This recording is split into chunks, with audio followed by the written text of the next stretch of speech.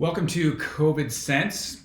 We are about a year into the pandemic that was declared in March of 2020. And we've all seen a lot of headlines and a lot of news in the last year. And it's sometimes difficult to navigate the data. So we're going to try and figure this out today. And to help us do that, we have Deanna McLeod.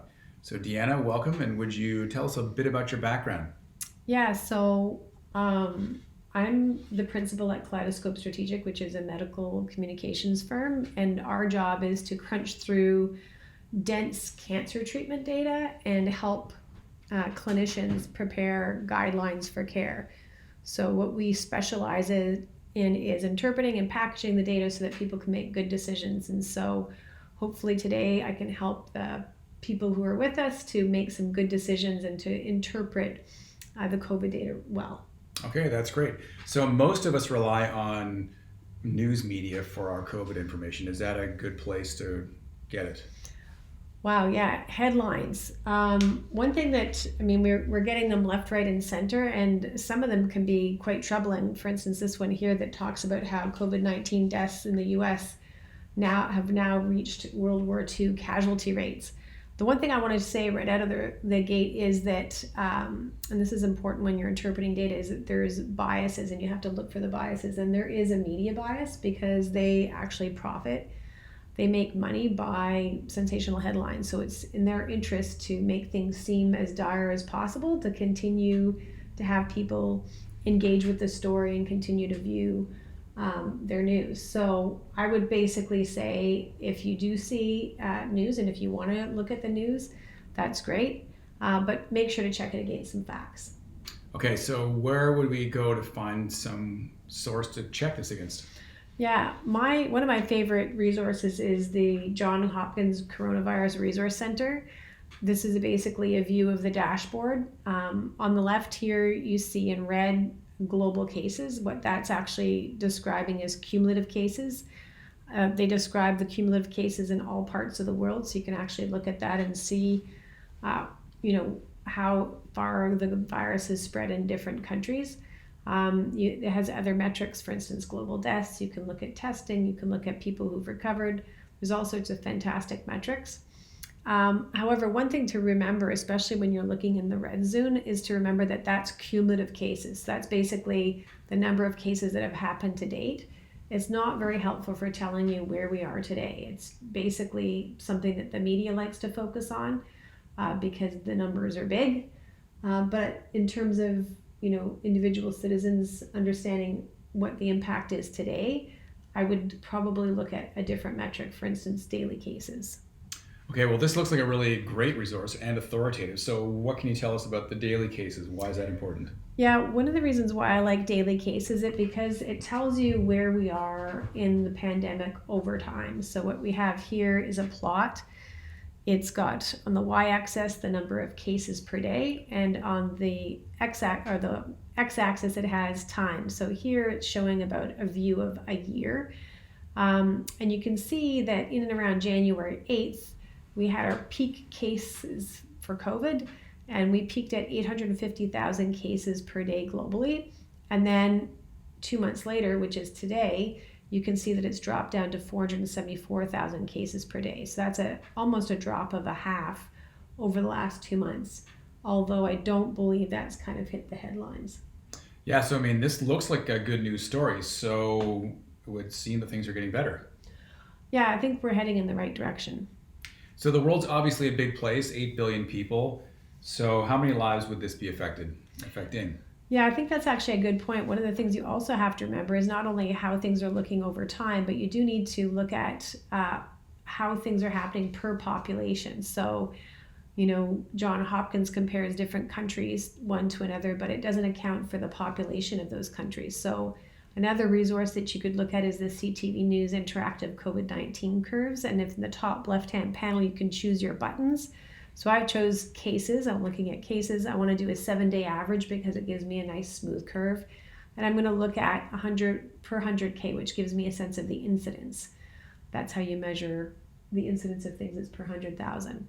So this particular curve tells me at the peak, there were 9.4 cases per day, which is about 3,431 cases per year. and that it's dropped down to 5.3 cases per day, which is about 1,934 cases per year. So again, a nice dramatic drop, almost 50% in the last 2 months or so. Wow, that's actually pretty interesting. So just to recap quickly, we want to look at cases over time rather than cumulative cases, and we want to adjust for population, that 100K number. So seeing as how most people recover from COVID, is this necessarily the best metric to look at, cases? Yeah, so you also want to consider severity of the disease based on the pathophysiology of COVID-19. There's some that do very well, and then there's some who do very poorly. And so another metric that we're tracking is deaths. So let's take a look at the CTV interactive curves for death, and you can see here that the curve's a lot smaller.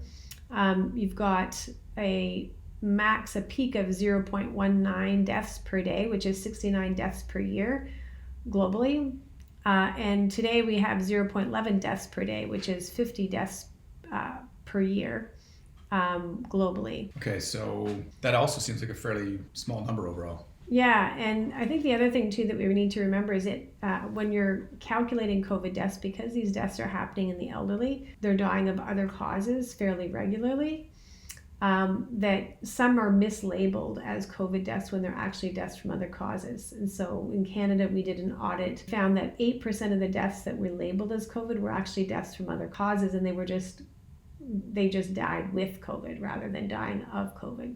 So that's an important thing to remember when you're looking at these stats. Okay, so maybe we can just take a pause there because we hear about this sort of thing. So can you tell us more about how that works, this dying with versus dying of COVID? Yeah, so for instance, if you're in a long-term care facility and you have a number of people who are dying of various causes, which happens when you're elderly, and all of a sudden there's a COVID outbreak, then all of a sudden some people will test positive for COVID and then they'll die of the original cause, and yet they'll be still labeled a COVID death because they had a positive PCR test, and yet COVID wasn't the cause of their death.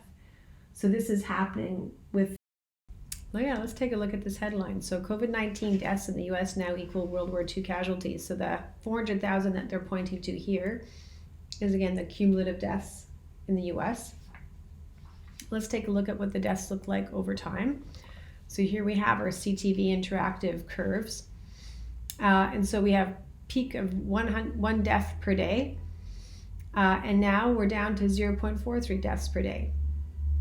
So one might ask, what does that look like relative to other things that we know? So again, COVID-19 raw data, 157, COVID-19 adjusted, 144. Cardiovascular deaths, 161. Cancer, 146 per year. So again, it's up there with some of the other serious diseases that we're familiar with. However, one thing that we really need to remember with COVID-19 is the average age of death is 75 years. And so if we look at what's happening in terms of death rates in that particular population for all causes, we see that every year 4,471 people are dying of some cause. So the fact that some of them might be dying of COVID-19 instead of something else is something that we need to consider. It might, every life is precious. However, we're all going to have to face the end of our life, and we may or may not contract COVID-19 as we're facing the end. And so it's something that we need to consider when we're interpreting this data. So if we zip back to our curves, we've got 400,000 for World War II. We've got 400,000 for COVID-19. I've thrown up Spanish flu, which is 650-ish thousand. We have to consider the age of the people who were dying. So with the Spanish flu, the average age of death was 28 years. World War II, it was 26 years. Again, as we just mentioned, COVID-19, it's 75 years. So look at that numbers, we adjust for population. All of a sudden we have World War II going down quite a bit, and then COVID-19 going down a lot because the population of the US is quite large now relative to when it was during World War II. We adjust for age. And all of a sudden, the life years lost for COVID-19 is quite small. So every life is precious, but as a society, the number of life years that we've lost is very low from COVID-19. Got it. Yeah, when you look at it through these various lenses, the order of magnitude is quite different. So in other words, what we saw with the original headline is really not what's taking place when you start considering some of the other factors. I think if you consider, 400,000 deaths is difficult, but if you consider the size of the population and the productive life years, it's quite a bit less. Got it. Well, how about we take a moment to recap the various important points that we've talked about today in terms of how to take a look at data. Yeah, so tip number one is think critically about what you see and hear and check with reliable sources. The two that I've mentioned that I really enjoy are Johns Hopkins and CTV COVID-19 interactive curves. Your local jurisdiction probably has some daily counts. Like for instance, here in Ontario, I can go to provincial health website and look at what's happening. It may or may not visualize the data very well. It depends on the jurisdiction. You want to focus on cases over time to get a sense of the progression. You want to adjust for population size. You want to adjust deaths by 8% to account for deaths due to other causes. And finally, we need to consider the age of the average age of people dying from COVID-19, and consider that we're all going to have to face death at some point, but some people will face it with a COVID-19 diagnosis. Got it. Well, listen, thanks so much for helping us, equipping us with some tools to take a look at the common headlines and have a better opportunity to look behind those.